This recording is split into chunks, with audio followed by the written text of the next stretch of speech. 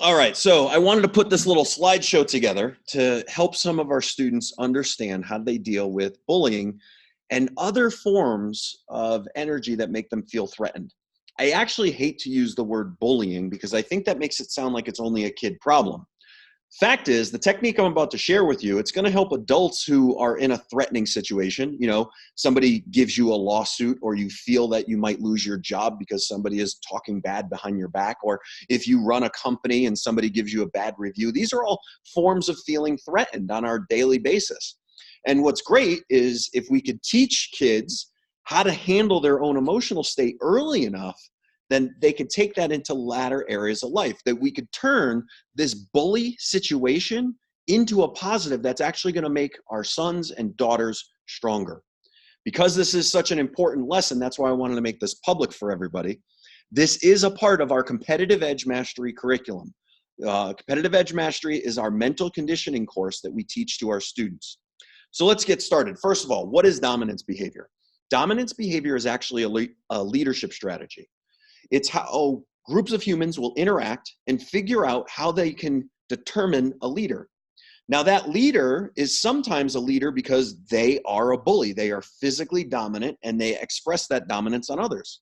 But there are a lot of other ways to create leadership strategy. For example, a form of dominance behavior is telling. I'm going to tell on you. And if that shuts the person down from doing what they wanted to do, then the person who used that threat is using a form of dominance behavior. Guilt by crying can also be a form of dominance behavior. I don't want you to do what you're doing now, so I'm going to cry. I'm going to put myself in a position and make you feel guilty, and that's going to stop your action. So dominance behavior as a whole is not just limited to physical violence. And that's an important thing to understand if we're going to be able to deal with people who are using dominance behavior in order to get us to change who we are or do what they want.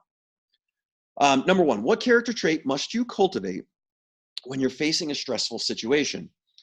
It's the character trait of emotional control. And that's, a lot of people don't see that as a character trait, but it absolutely is. It's a skill that you have to develop. It's a skill that you say, look, my emotions are not going to be the result of my environment or the opinions of other people. That I am in control of my emotional state. That I'm going to be able to do things to make myself feel better about myself. I'm going to cultivate that character trait so that I can handle stressful situations with ease. Next, we have to understand what game is being played when someone is exercising dominance. And what they're actually doing is they're playing a game of I win, you lose. If I pick on you and I make you sad, that means I change your emotional state. I win, you lose. Now, if you let the person win in that way, then this dominance behavior is only going to continue. So it's important to understand what's actually going on, not just treat the bully or the person using dominance behavior as a bad guy versus good guy type of thing. That surrenders some of your creative energy and it stops you from solving the problem. But if you recognize, oh, I get what he's doing. He's exercising dominance behavior. He wants me to feel bad about myself so that he gains dominance. That would mean that he wins. Well, I'm not going to let him win. I'm going to control my emotional state and I'm not going to let it bother me. Next, when you are facing conflict, what two desires must you cultivate? Well, there are two. The first one is self-preservation. And the second one is actually compassion. Let's get into this a little bit further. First, why self-preservation? Because you have to take care of yourself or else you will change your emotional state. When you feel threatened, it's normal, the fight and flight instinct, the rapid breathing, the tight shoulders, that tight tension in your chest, it actually crushes your creative thinking. It crushes your problem-solving ability. But if you have the ability to stay calm, then you could tap into your creative mind and come up with new solutions. But you have to have a desire to preserve yourself first, to protect yourself. And this doesn't just mean physically, but if it does come to a physical environment, we have the technique there to share with it. Matter of fact, I wanted to share with that. I didn't say that in the beginning. The physical technique that we coordinate this lesson with is a situation called ground and pound, where a person's been knocked down on their back. The other person is on top of them, wailing punches away. Now, there is a defensive strategy that you can implement even in this panic situation, even in this highly intense situation. And when you apply that technique, you start to feel a sense of calm even when you're in this difficult environment. Then what we're going to do is we're going to channel that feeling of, hey, I'm in control. This is stressful, but I'm totally cool with it. We're going to translate that feeling so that our students can express that in other areas of their life. And if we're going to do that properly, we have to tell them, number one, you are valuable and you are worth protecting. If somebody's wailing punches down on you, I want you to practice self-preservation. Now, the second one people are confused by, well, why compassion? You have this person who's trying to harm you physically, trying to beat you up. Why do you want to have compassion for them? Well, compassion is a mere understanding of what the person is doing. Where are they coming from? What angle are they attacking me from? That's a form of compassion. Once you take care of yourself and you got your blocking set up, it's easy to then look at your opponent and try to figure out what is their strategy right now? What are they going to attack me with next? And then I could have the game plan under my control so that I can get myself out of this difficult situation. It actually starts from an understanding of your opponent. Now, if these are just verbal attacks, there's no reason to just haul off and slug somebody if they just called you an idiot. But if you develop a sense of compassion, recognizing why are they doing this? What do they have to gain from this? And doing that from a sense of curiosity, it makes it easier for you to maintain control over your emotional state. Next, what is the counter to feeling threatened? And again, we talked about this in the beginning. Threatened from a bully, threatened from an adult type situation, like you don't have enough money to pay your bills. All of these things are feelings of threatened. How do you counter that? And the answer is self-control. You have to first recognize that the only thing that you have to control is not other people and not the circumstance and not the environment. Look, if the weather is having you feel threatened, you have to get self-control. You can't change the weather, which means you have to put yourself in a position of shelter to protect yourself from the weather. That's an exercise of self-control, and it goes in every aspect. Yeah, I can't stop this guy from punching me and from throwing the punch. I could just position myself so the punch doesn't hurt or that it stops the punch from getting me. You have to exercise self-control.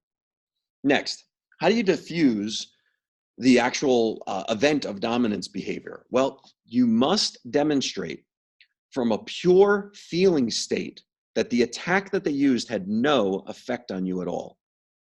There's no script that I could teach students in this situation. You know, any attempt that I've done in the past, if the bully says this, you're an idiot, and you counter with this, no, I'm not. There's no way that that script ever works if the student gets out of their emotional state. Whatever that script I would give them, if they do feel threatened or hurt or worried or scared or angry, that's going to tell the bully, non-verbally rather, that they're winning. So they'll continue with the dominance behavior. But if the words themselves actually have no effect at all on the student, on the person that's being verbally attacked, then that's going to be the first step to diffusing the bully. They're going to lose some of that aggression because they're not getting that feeling of victory. They're like, wait a minute, why is this stuff not working on this person? Why are my insults not making an effect on their emotional state? Next, how do you stay calm? Excuse me. How do you stay calm when you are feeling threatened? Well, you got to recognize that your emotional state is all. And if you do control your emotional state, you actually win that encounter. It's a form of competitiveness. I heard what you're saying. I don't agree. I know who I am. That feeling has to come across during that feeling of being threatened. And if it does, it has the best chance to diffuse future bully events. Next. If you feel trapped by limited choice, what must you do? And this is a challenging situation. A lot of times we do this. I could do step A or I could do step B, and both of them are no good. Neither one of these make me feel good about where I am right now. At that point, don't choose between the lesser of two evils. Expand your options. And as a journal exercise, if you're ever in this situation, you feel threatened, you only feel that you have two options, I don't know which one's going to work, open up your journal and just write down 58 different options that you could do to solve this problem. A lot of times when people are doing this brainstorming, they're looking for the perfect solution. So they won't write anything down at all. They'll just keep saying no to all the ideas that pop in their head. Not realizing by cultivating a list of 58 or 60 or 100 of these, they might take a piece of this and a piece of that and a piece of this to actually find the solution, meaning a little bit of number 3, a little bit of number 17, and a little bit of number 78, all combined to help me solve this problem because I opened up my options. I didn't limit myself to just A and B. Next, This is part of the skill set. Use the blank more than the blank. You got to learn how to use the carrot more than the stick.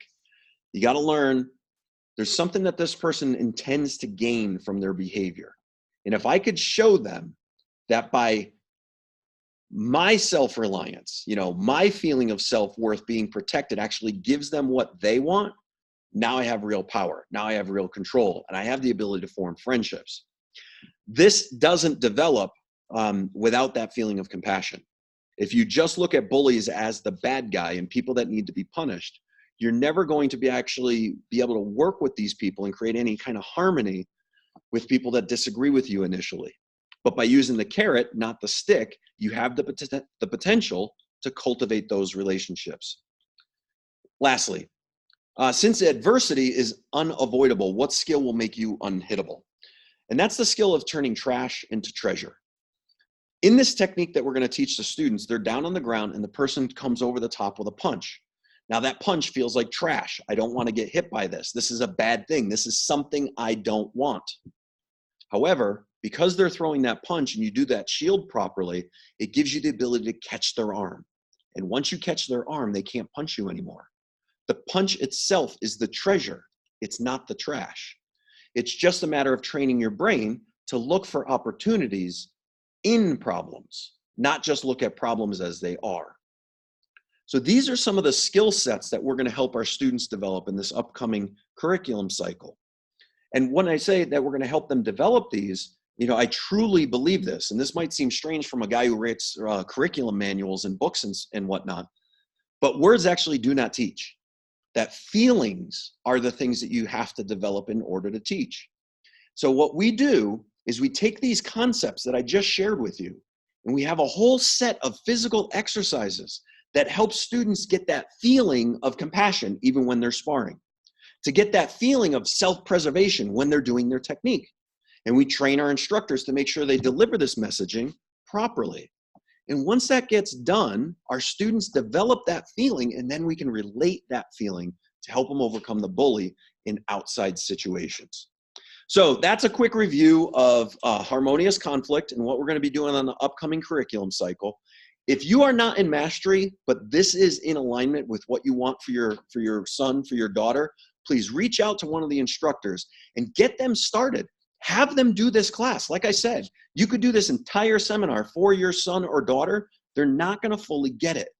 But by being involved in the physical movement itself, that's where they're going to understand. They're going to tap into the feeling that they're valuable and worth protecting. And that's going to make a huge difference in them overcoming bully problems and other adversity that they face in life.